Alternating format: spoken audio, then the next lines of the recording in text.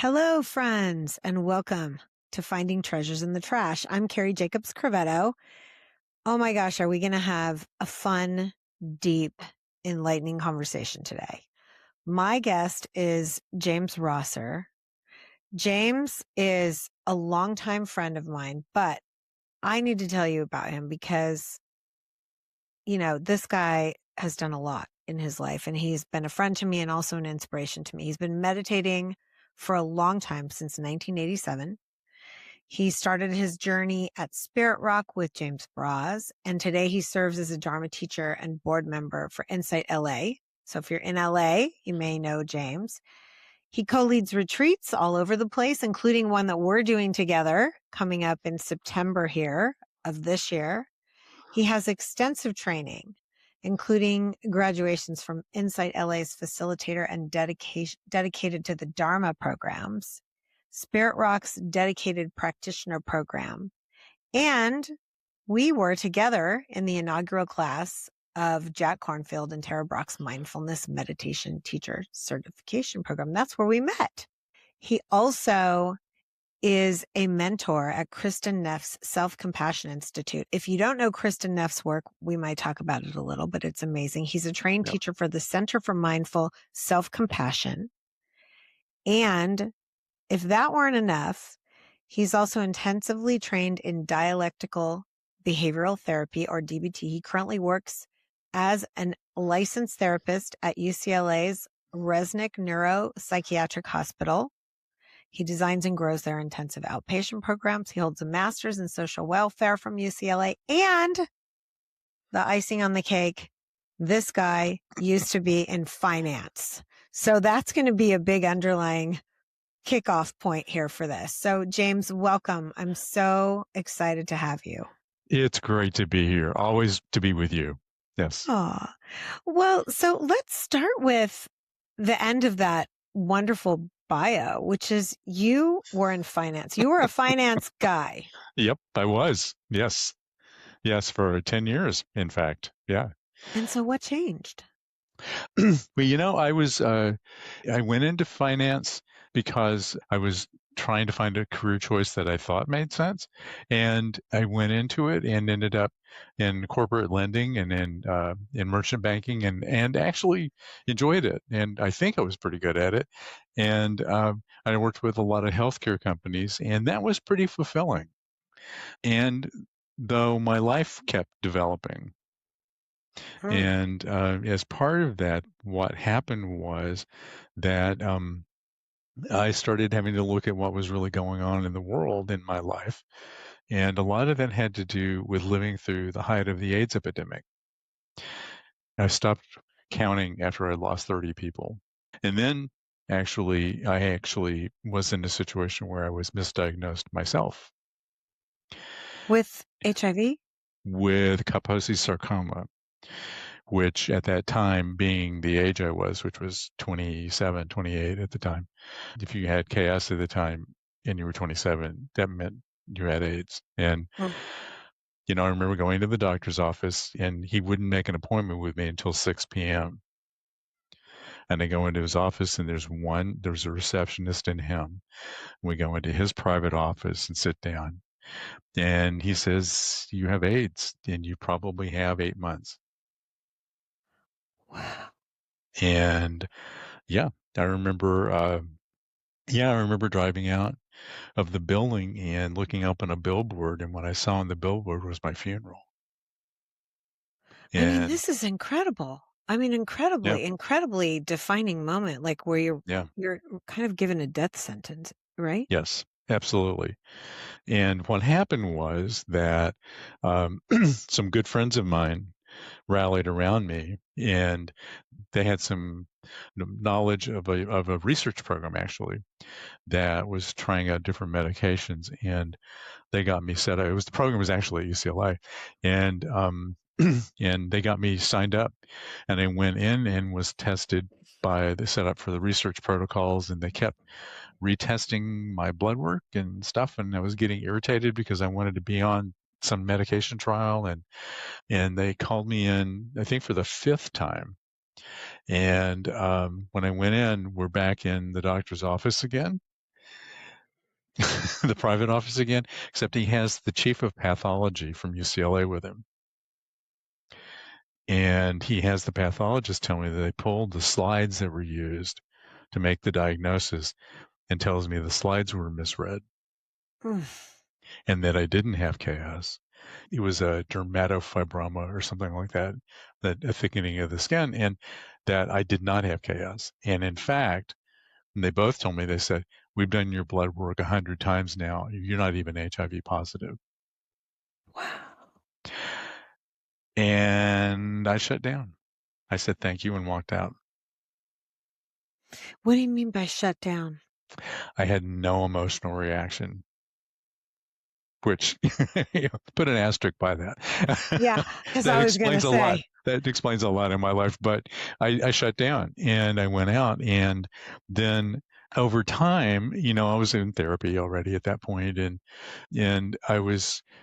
I started to have a reaction to it, but I also started to try to figure out what had happened to me. And as I did, what I realized was that I had this experience of being in a doctor's office and being told that you're dying. And that's not an experience that a lot of people have. And maybe there's some reason. Maybe there's something I can do with this because I know that. I know that feeling. I know what it's like to be told, get your affairs in order. And so I started looking for ways that I could use that experience to be there for other people. And I found an organization that specialized in what they called was the compassionate presence. Talk about fate taking a hand. Just to go back, like Yeah. many of us imagine or have had moments in our life, right, where we're not sure if our blood work is going to come back okay, or Right. something's been wrong with us, and we imagine, or we're just watching a dramatic television show where this happens and you think, wow, what if this were me someday and I'm sitting across from a doctor and they say, you've got X, Y, and Z and you have X amount of time to live. So I'm just, and imagine, like for me, that's a terrifying moment and also like a call to action moment. Like, okay, if I've only got this much time left, how am I going to actually show up to my life? And for me, I'll just say, James, this was like a really big pathway into Right. Buddhist life for me. Right. Like Yes. imagining death for whole different reasons than yours, but it Right. was a big way. So were you already on the Buddhist path and meditating at that time? Or were you sort of like finance guy working in finance 30, having a great time? I had just met James Barris maybe 6 months before this. I'd gone to Esalen. My therapist, wonderful man named Alan Goodman, who's long since passed. He died of AIDS, and what a wonderful man he was. He had suggested, because I was so uptight, he kept giving me things to do, and one of them was to go to Esalen. And so I did go to Esalen, and the workshop I chose was James Barris. And yeah, that was a connection I made about 6 months before this happened. So it was already on the radar, but I didn't know what it meant. All I knew was that I was able to sit in for the first time in my life. I'm tall. I'm 6'3". Tall people always have cold hands and cold feet. And I know I was sitting there at Esalen doing meditation, learning it for the very first time, formal meditation for the very first time. And I realized that my hands got warm. And at one point they were like freshly baked bread. And I was like, what does this mean? And you know what the thing was? It really did mean something, because it meant that I wasn't, my entire nervous system had shifted. And the anxiety and fear that were always present in me growing up queer had calmed down. So I just kind of want to round this out and kind of go back, shift back. Cause we kind Yep. of started, like, I feel like we started in one of those movies where like, there's the opening scene, boom, doctor's office, right? 8 months to live. And then we wind back a little. Yep. So, cause I'm hearing that this sounds like this year of 30-ish sounds like an extremely pivotal year. And for those of you who are listening who don't know what Esalen is, cause I know we have listeners from all over the world, Right. Esalen is a beautiful healing space here in Central California where you have to sign up for a workshop and you go and there's these natural hot springs and it's clothing optional. And so you can be like, you can either wear clothes or not. It's very California for those of you Yeah. listening, but it's also one of the foremost healing centers really in the world at this point. So here you are, and this is kind of this pivotal moment. Take me back. Take me back to getting to this pivot moment in life. So after I found out that, after I was told that I was sick, I did not have those moments where I go, I got to get my life together. That didn't happen. It happened a little bit later, but I shut down. And, I grew up, I ignored my emotions a lot when I grew up because I needed to be safe. I grew up in the South. I grew up in a fundamentalist family. I knew I was queer since I was 8. I was shut down and I continued to shut down. And, my friends would try and they would be like, nope. And, and so I went through a lot of different phases in there, of trying different ways to deal with it, and a lot of them were like things like, you know what, it doesn't really matter how much money I spend because I'm not paying the bills anyway, so I would do outrageous things and just, and made choices about it, like not telling my parents Were you because out at that time? Did your parents no, know? no, No. no. Okay. And I made the choice, and this is one that I think about often. I made the choice that I'd rather die first than tell them. Wow. That's so And heartbreaking to hear from me. yeah, and there's a full circle in that one. But so then basically what happened was I found out I was okay. It was like, I actually, honestly, there was something in me that when I was told I was going to die, I went, thank God. Thank God you're going to die. Yeah, I can't do this anymore. And looking back, I know that, and I did not know that then. And was this like the shutting down and the hiding and what was all the this that you couldn't do anymore? Carrying a facade, being somebody, working to do what I thought I should do, to be the person I thought I should be, to look the way I thought I should. There's a book called The Best Little Boy in the World, and it talks about how a lot of times, especially for queer men, what you're doing is you're constructing a life to make you perfect, to make up for what you perceive to be something that everybody else will see and reject in you. And I was caught in that. I was totally caught in that. So I was tired. I was tired. Tired and young. I mean, you're Yes. young at that point. And for all Yeah. I know the world's changed, but it hasn't completely changed. And so, No. I just No. have this moment of wanting to say, if you're relating to what James is saying and you feel that this pressure of just facading and hiding and being tired, and it's real, right? It's absolutely real. That's real. It's real, and it's a protective thing. And it's important to understand that choices like that are made by people for their protection. And it's a perception, and often though with real consequences if people found out.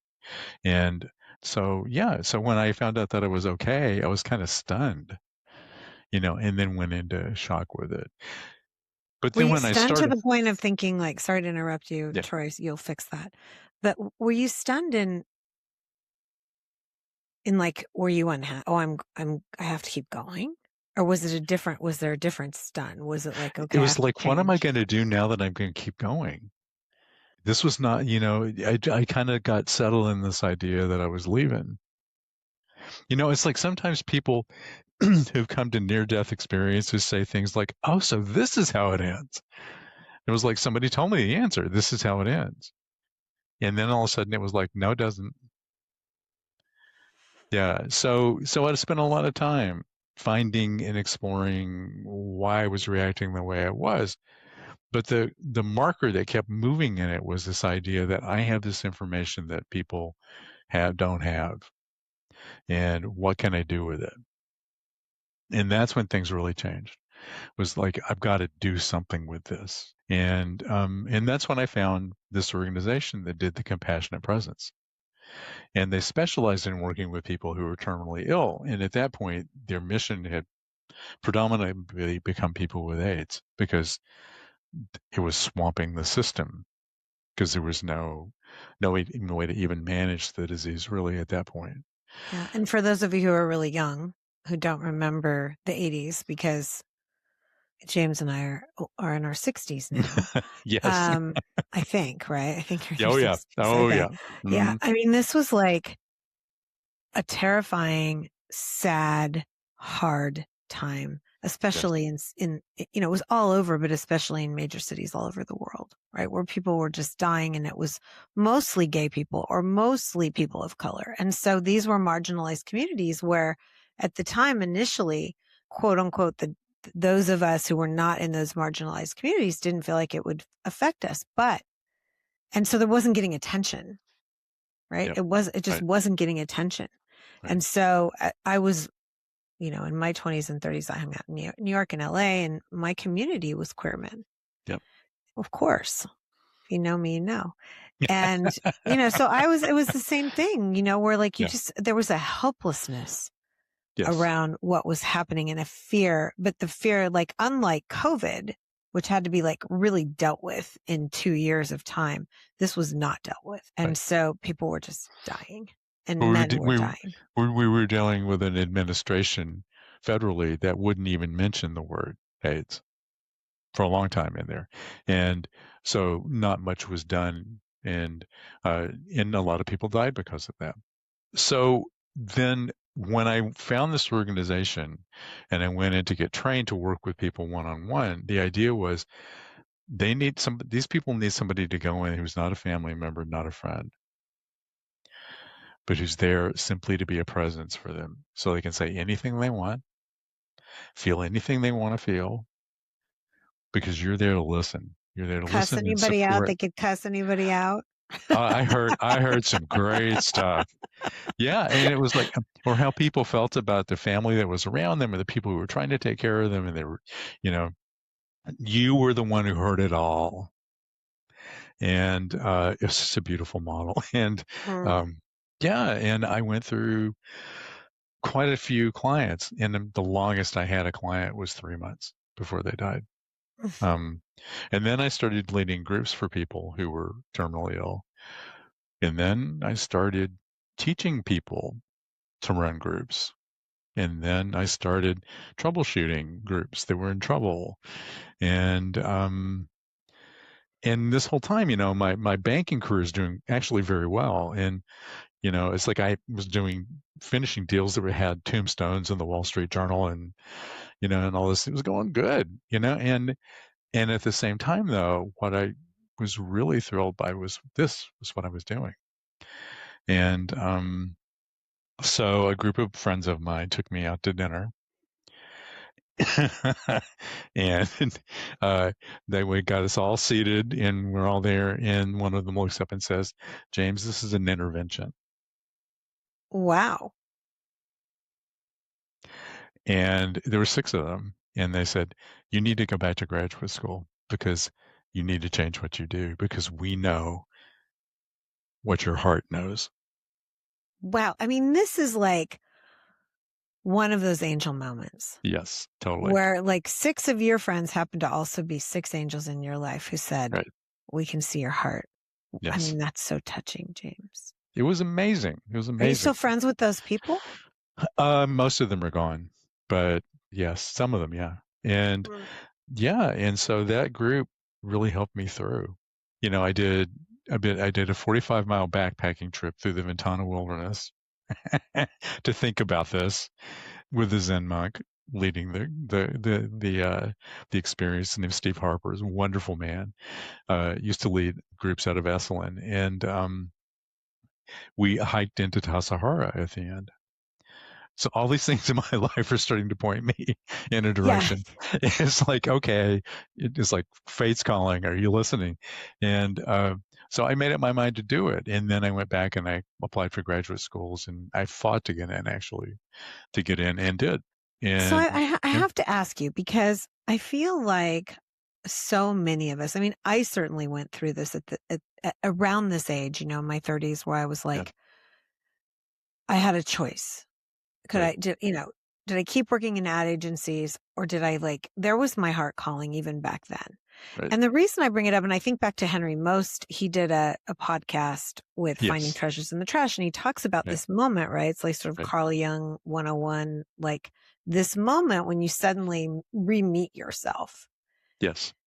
You could have just continued to work in banking and volunteered on the side. And some people would call that like a really integrated life where like you're making good money and you're Right. also doing this work on the side. What was it though that said, I have to say goodbye to all of that?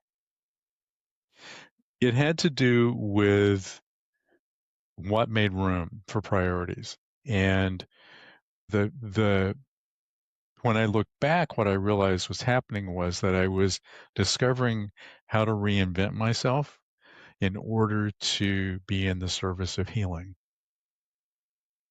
and to be able to show up for people, because that was something that made a difference in the world.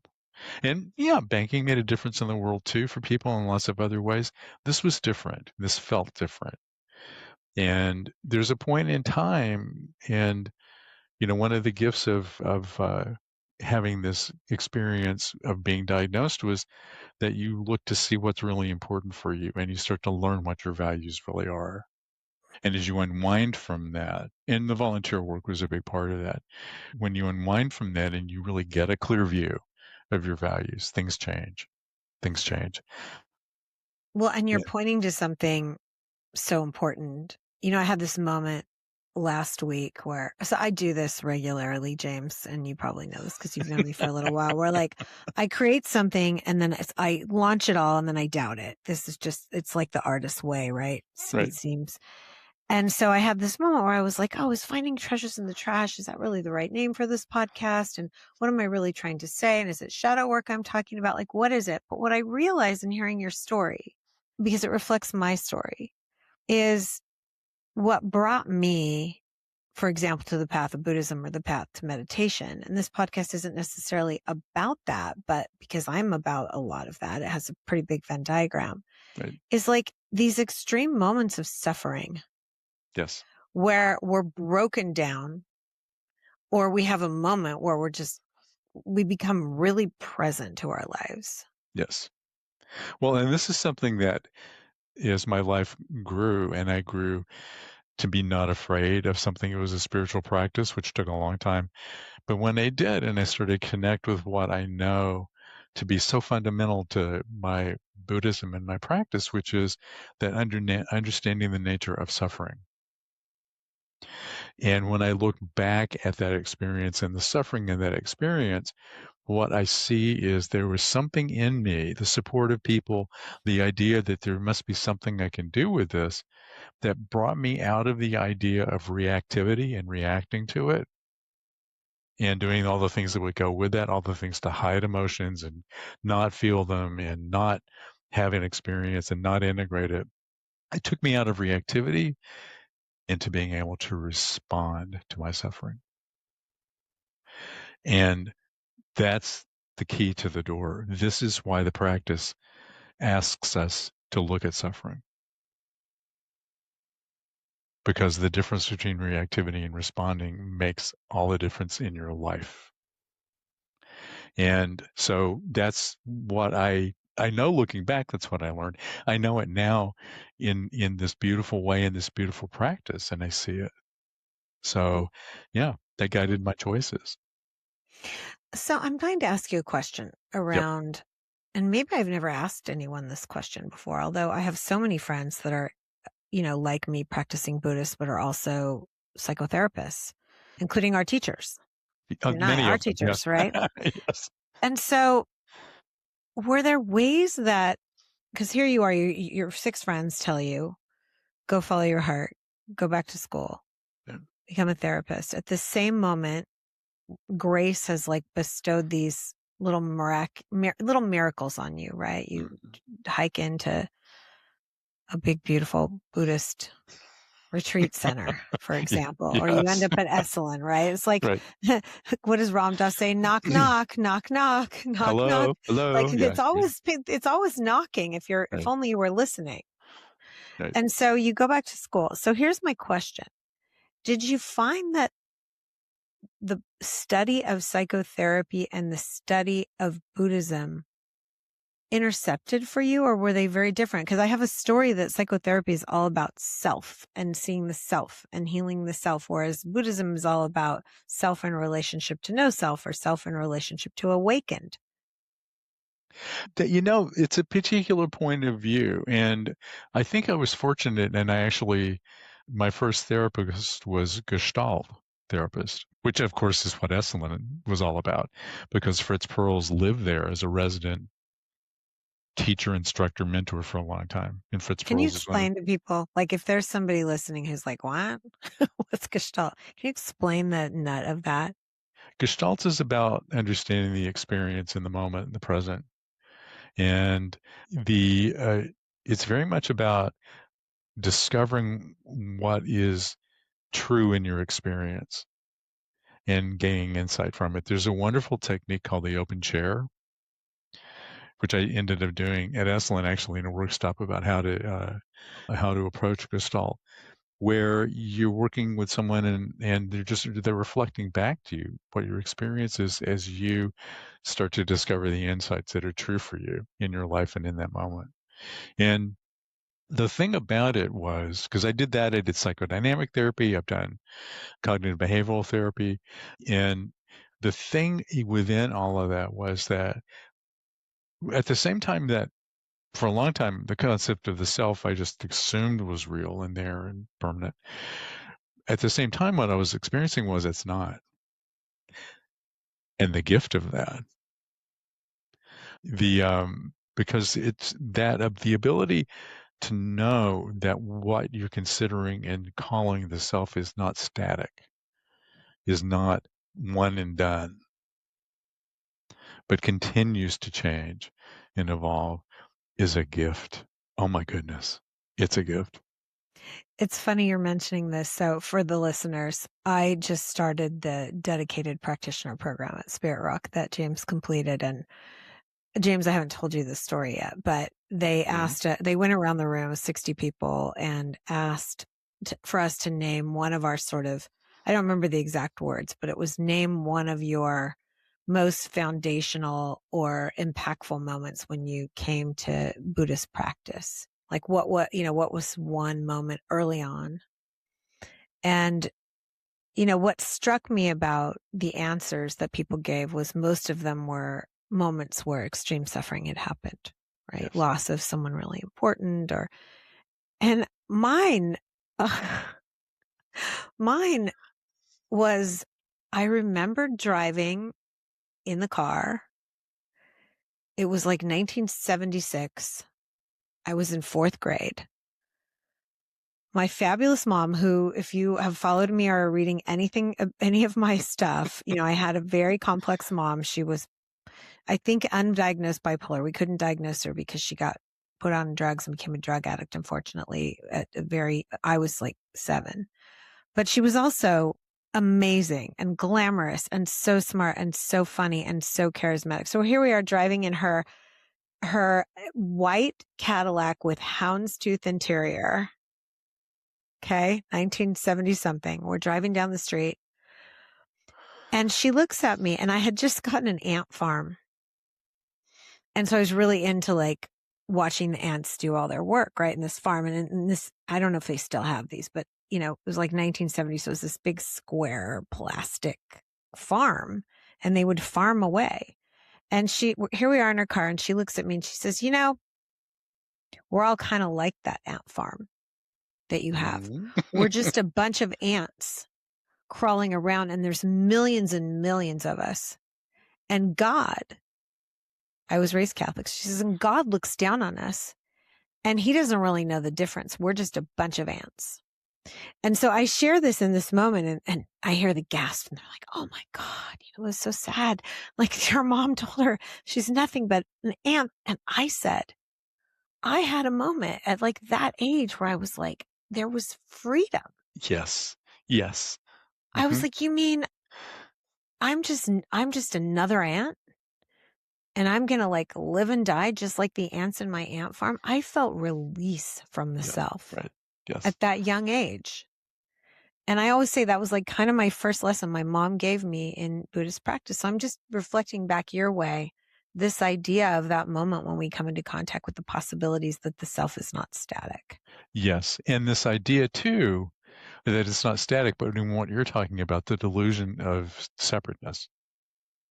And I see, I understand that you felt relief in that. And there used to be a bumper sticker when, I don't know, 20s, 30s, maybe I was in my 40s, that people had, especially in California, of course, that it said, I feel much better since I've given up all hope. It's so true. It's so California, right? But the thing was, I would read that and they would go, yes. And my friends would be horrified. They'd read it and they go, that's awful. I didn't react that way. I looked at it and I said, yes, I get it. And that's the same sort of thing. It's like there's experiences that come and you see them at a different level. You see it at this symbolic level that has more of an access to a way, a system of the way the world works. And actually, it's what the Buddha talked about. So, yeah, yeah, yeah, So I want to hear a little more about the work you're doing around yes, compassion and the yes, compassion work, because it yeah. sounds like that was also where it kind of started, right? Like, Absolutely, it was, yes. And it was a through line through being a therapist all this time, but also it was the thing that helped me find a ground in my practice. Since I grew up fundamentalist and in a faith that essentially rejected me because I was queer, and I didn't want to have anything to do with anything that sounded like religion. So when I found mindfulness, the issue I had with it was that it wasn't secular enough for me. And so I always tried to stay very much in the secular train or track of mindfulness. And what can I ask a question? Like, why was that for you? You just didn't want anything to do with anything that felt too structured or rigid or shut in? because my religion had felt dangerous to me. Religion felt dangerous because it was a Mm. place where, you know, contrary to what many people experience with religion, for me, it was a place of danger, of rejection, of possible real fear of harm. And so I didn't want to have anything to do with that. But what happened was over time was that I struggled a lot with my mindfulness practice for many years. And I didn't really sit with other people. I didn't sit in sanghas. And then I started. And one of the most important things that ever happened was that for the first time at that point, I found out about the heart practices. I hadn't known them. And I was meditating all this time without seeing this other part of things called the heart practices of loving kindness, compassion, sympathetic joy, and equanimity. And I heard about them. And it was like, well, okay, well, that's that thing over there. So that's kind of some facet of this. But over time, what I came to realize is that it's not a facet. It is the practice. And that's what changed everything with my practice was feeling that and knowing that because it brought compassion in. And compassion was actually a driving force for me in my life. So when I knew that compassion could come into my practice, it was like, I'm home. I'm home. And the way you described it too, I think with compassion making it real for you, Yes. because I think there's, you know, people come to my sangha and it's like, oh, I want this for me. Yes. Right. And that is a good reason to start. Cause if your body isn't, if your body, mind, nervous system isn't quieted, it's very hard to seek transformation. But Right. what the Buddha really said was, this is also about this. If it's just for you, it's sort of a selfish endeavor. Right. Transformation, which sounds like a really big word, is just really that moment with my husband where I could make a different choice. And that extends itself out to everything, right? Our political sphere, being Right. able to act in any way. So what if, talk Well, about compassion. let's roll back the tape because it'll Yeah. help. So when I would sit and I would work with mindfulness without compassion, all of my patterns, if you will, my habit thinking patterns would kick in. And I love the way when you said that people will come and sit with you and go, I want to sit, I want to, I want to do this because that brings up something that I really got to know well, which is the subtle aggression of self improvement.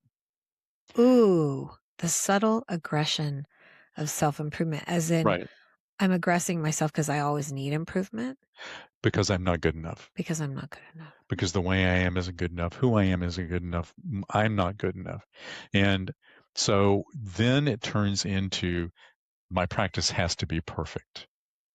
Because if my practice is perfect, then I am perfect or I am better.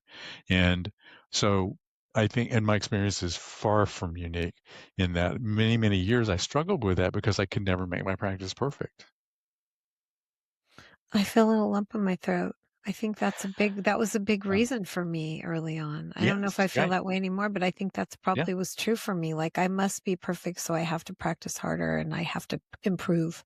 Yeah. And this is where compassion comes in because practicing without compassion, because really in those moments, what is needed is compassion for you and your experience sitting, carrying with you this idea inside that you have to be different than you are, that you have to be perfect, completely unachievable, and all these things that are these very independence oriented, individualistically oriented things that are driven into us.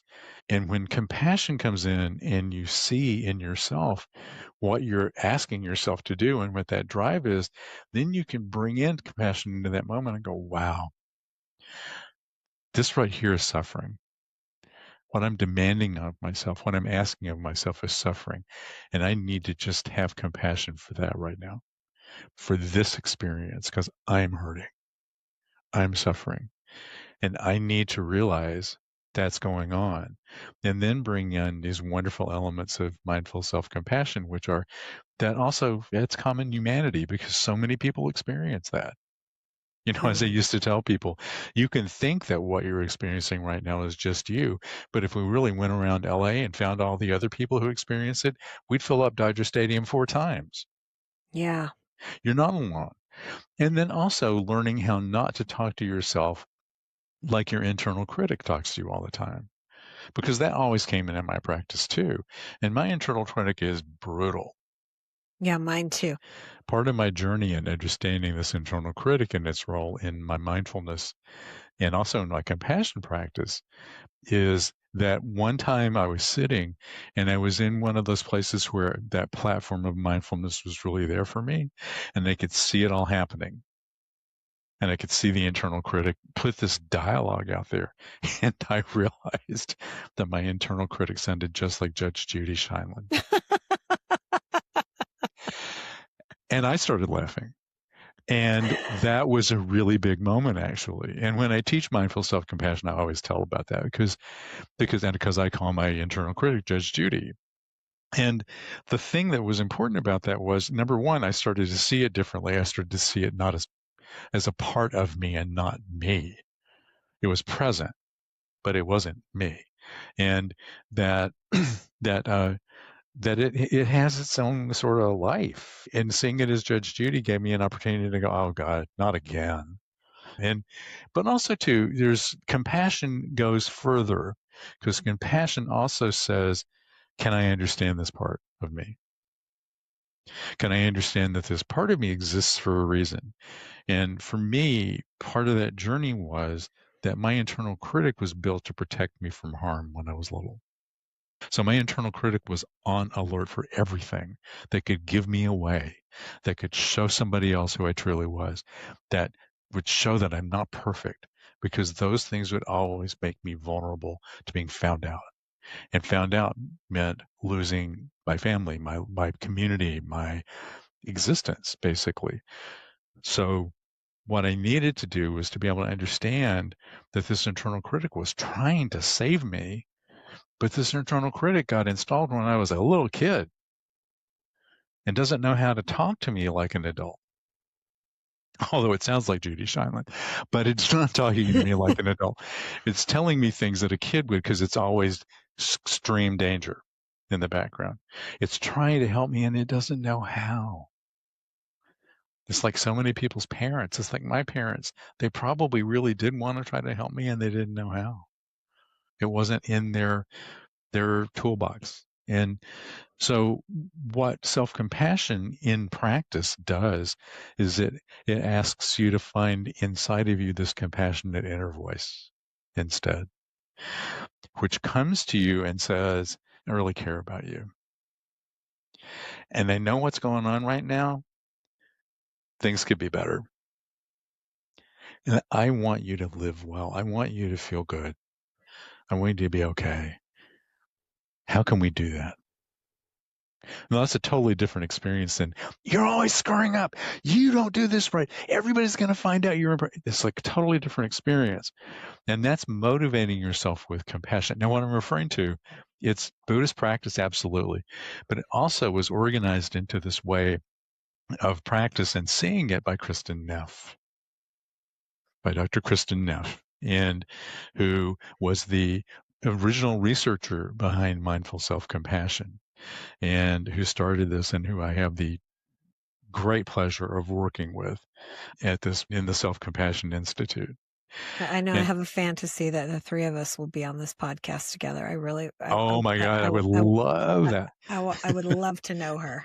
She is amazing. She's a powerhouse. She's an incredible researcher, and she is so dedicated to this material. And she came to this material out of her own practice because she's a very strong practice. And so the practice then becomes about how can you show up for yourself with compassion?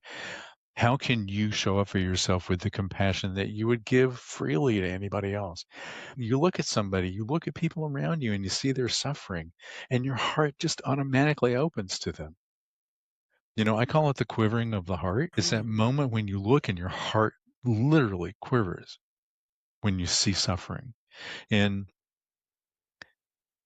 why can't you show up for yourself the same way? So I have a story Yeah. that in the world, we, particularly in the last 6.5 years, Yeah. it's been really hard for most people. Absolutely. And I have a story that underneath that, we have in many ways had to harden our hearts like never before. Right.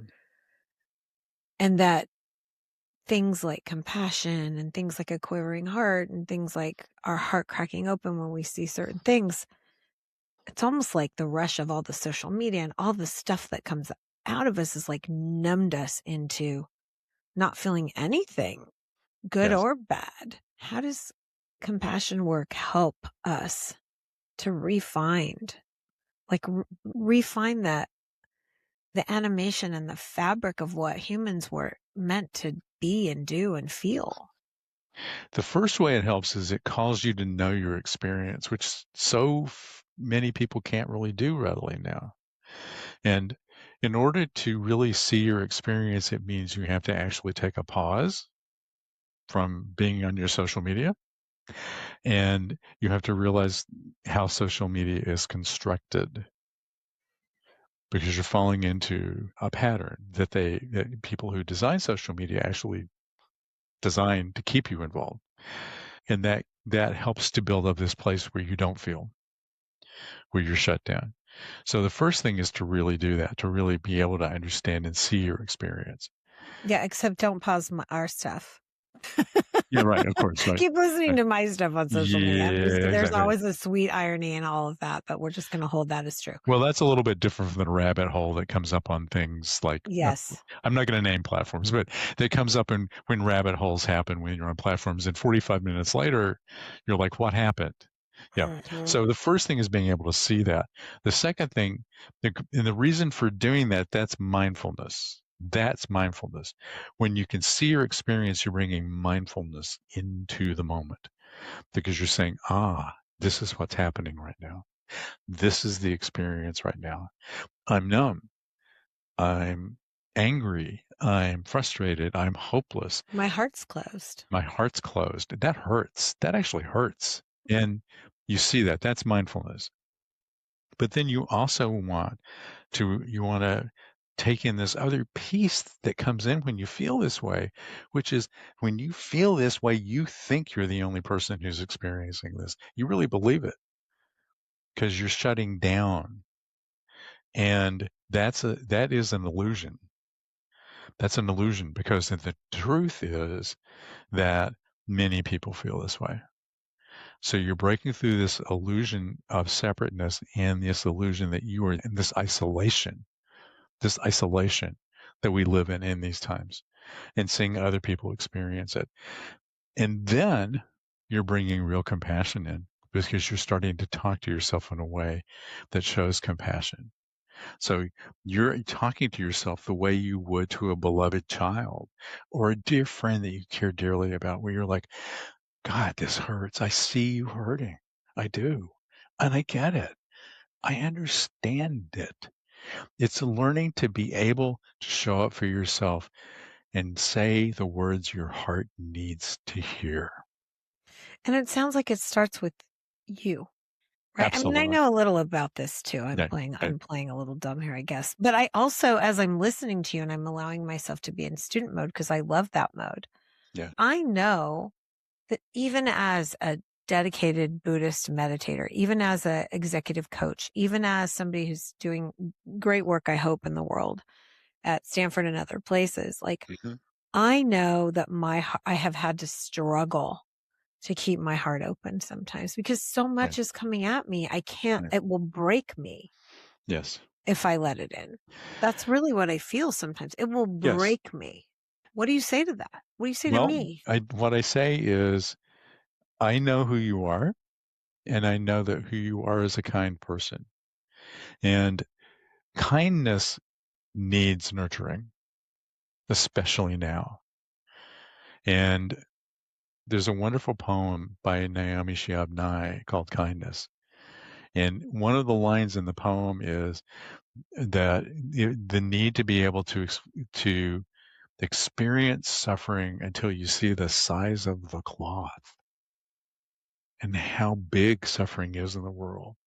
And then, only then, can you understand that kindness is the only thing there is, the only thing that matters. So the first is to come into that kindness and to understand that for us to live in kindness means we have to do something else. And this is crucial. And this is something that people sometimes don't see, which is, at some point in our journey, each one of us has to take a vow about non harming, about living in life and showing up in a way that we choose to decrease all harm that we might be causing in the world, to bring in non harming. And to ourselves first, right? And to yourself first, because if you don't bring it into yourself first, it doesn't turn back out. And that's with kindness and compassion. The reason you start with yourself is because, well, as Jack Kornfield, someone we both know and love, says, if you're not in your circle of compassion, it's not complete. You have to show up for yourself first, so you're able to show up for other people. I feel like we could talk all day. We probably really Oh, could. we Like and we could we just and keep yes, going. And listeners have left. They're like, bye. You guys are just on your own journey now. Well, right. if you've liked what you've heard, by the way, James and I are teaching a retreat. It's in Yes, California. We are calling it a sacred pause. And yeah. we talked a lot about why it's so important for us to take those pauses, especially now, even if it is to look for the good. And we're teaching that here in Northern California at a place called Land of Medicine Buddha, one of the most special Yep. places I have ever meditated in. It's a Tibetan center with these ancient redwoods that are like 200 years old that stand in witness, bear witness to our Mhm. practice. And we're also going to be talking about how meditation and Buddhist meditation unlocks room for things like creativity. And I think inside of creativity lives looking for good. Mm. Believe that. Yes. So you can find information on that on my website at bravedirections.com. You should find it easily. And we'd love to have you join us. And I think through like the one more week, I think there's a discount. If you go to the website, you'll see that there, but it's actually very fairly priced. So maybe you'll join us. But James, we have one Yes. last thing to do. Okay. All right. You've probably no doubt heard about the very famous trash can card tarot. I just love it. Yes. Okay. Yep. So here we go. You remember, you know the rules. I'm going to spin the proverbial wheel, which doesn't Yep. really exist. It's my finger pointing to a question. I'm going to close my eyes And you're going to get a surprise question. We don't know what it's going to be. Bring it. Okay. So here I go. Ooh. What question do you wish more people would ask themselves when they're hurting?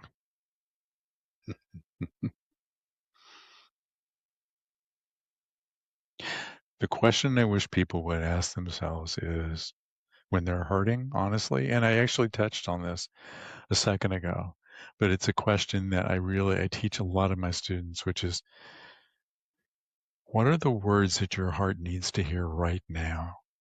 What are the words your heart needs to hear that would make your heart respond by saying, "Oh, thank you. I needed that." Because when you're suffering, the heart's calling for something. The heart's calling for something. And to know and to get to know what it is that your heart needs to hear is what touches you. And it touches on you, your values, the core of who you are, Mhm. you know? Yeah. So So beautiful. what does my heart need to hear in this moment? What would make my heart say, thank you? Thank you. Thank you, James. Thank you. So good to be with you. And you. If you'd like to continue the journey, you can find me at bravedirections.com, and there you can sign up for my newsletter. And I've created something called 5 Days to Truth. It's a complimentary 5-day meditation journey that helps you start gently digging into your own trash and discovering what's there waiting for you.